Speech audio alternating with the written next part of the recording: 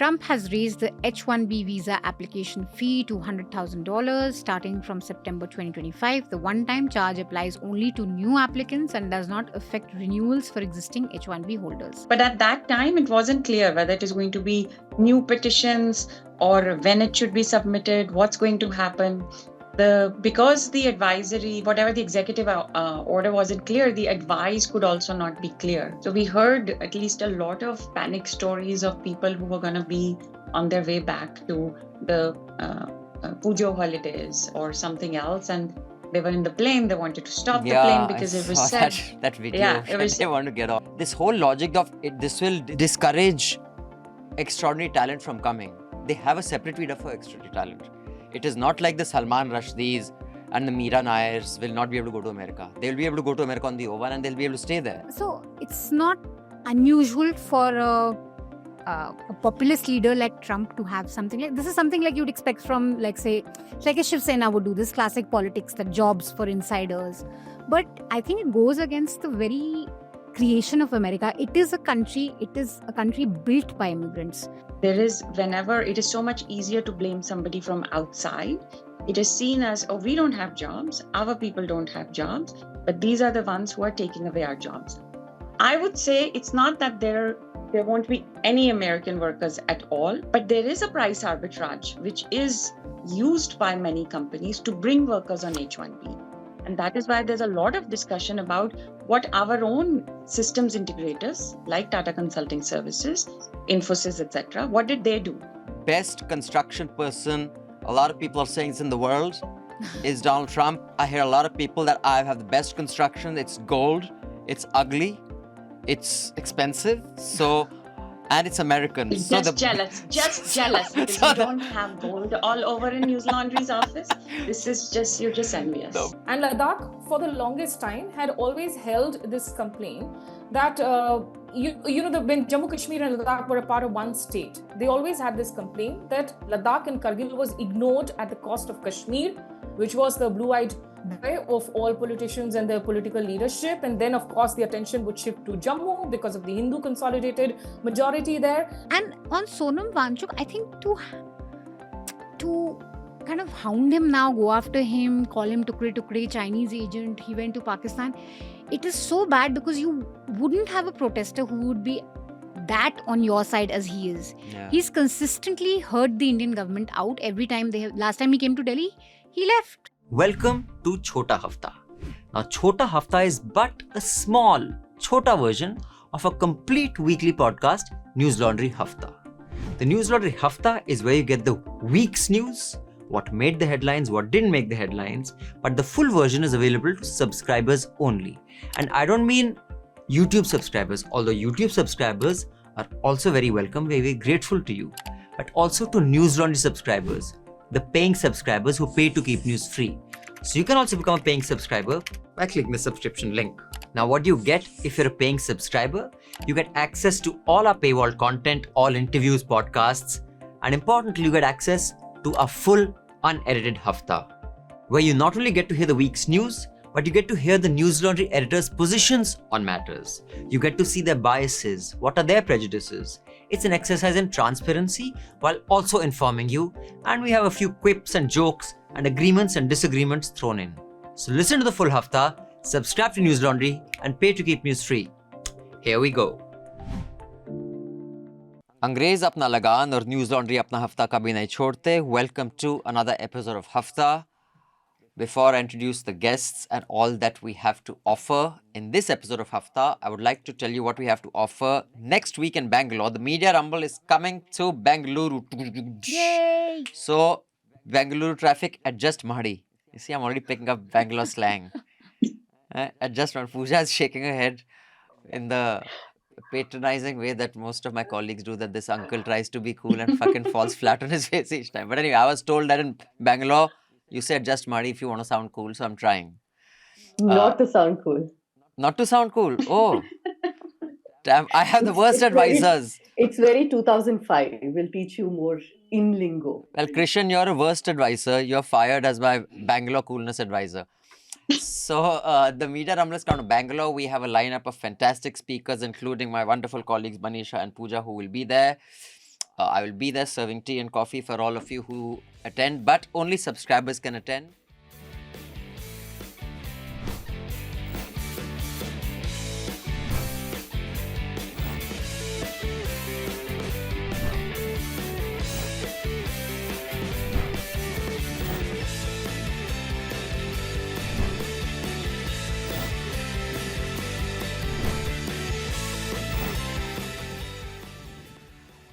The Bangalore International Centre is a wonderful venue, but it is a little smaller than our regular venue, so we cannot accommodate 500-600 people. Here is a QR code, scan it, or click in the link in the show notes below and register. You have to be a subscriber. We have, I think, about 40 speakers over 2 days and 7 to 8 sessions. We have Chitra Subramaniam, the famous whistleblower, holding a workshop on the importance of whistleblowing and how you actually do due diligence, etc., and deal with the story and investigation that it is triggered by whistleblowers. We have Josie Joseph, who is going to be there talking again about investigative journalism and building a new ecosystem. We have superstars Prakash, Raj, and Parvati, who will be talking about popular media and their impact on the discourse. So there's lots. There's a scroll going. So do register. Media Rumble, Bangalore, 3rd and 4th of October. And there's a promo coming of this interview that Srinivasan Jain did for the News Minute and Newslaundry of Justice Chandrachud. Out of the many interviews that Justice Chandrachud has given, this one has made waves for good reason. For the full interview, you have to subscribe. We have a special 99 rupee subscription just for this interview because many of you have said take it out of the paywall, but all our interviews are behind the paywall.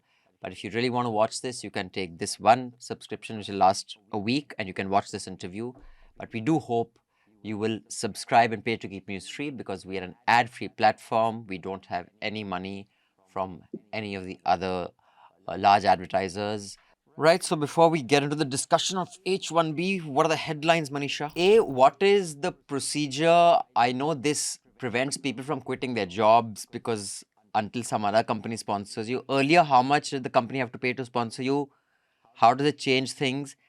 And will it really have a significant impact on, the US economy? That because the percentages keep going up in terms of numbers, and we are seeing the composition of the US society actually change. If you go to the Bay Area, the number of people who are Indians or number of people who are Chinese is really, really large, and it keeps growing. And this country, even if it is made of immigrants and it is a big country, other than the coast, it's not very diverse. And they are seeing that their own society is changing. I have personally seen it also and experienced it with friends that the people who've brought Indians, Chinese have a middle class life. And then there is, whenever it is so much easier to blame somebody from outside, it is seen as, oh, we don't have jobs, our people don't have jobs, but these are the ones who are taking away our jobs. Even some, I guess, well-meaning liberal commentary that I've seen in the West who make fun of Trump, saying, oh, Trump now he'll have to clear his own leaves, where he's so anti-immigrant from his gardening, because gardeners are usually Hispanics from Mexico, or, dishwashers are from Asia, etc. Good. I think white people should also be doing gardening, cleaning their gardens, washing their plates, and why should all the back-end kitchen staff be desi?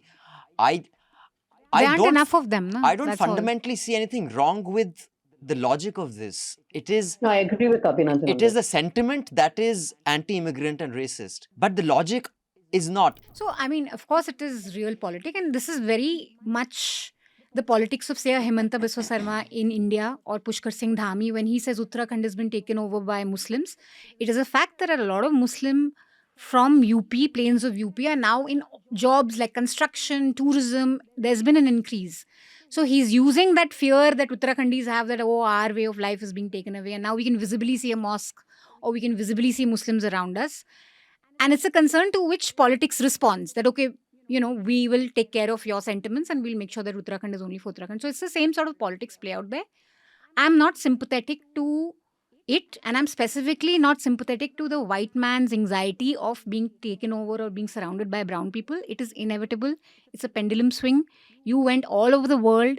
I mean, you took over America from people who were brown.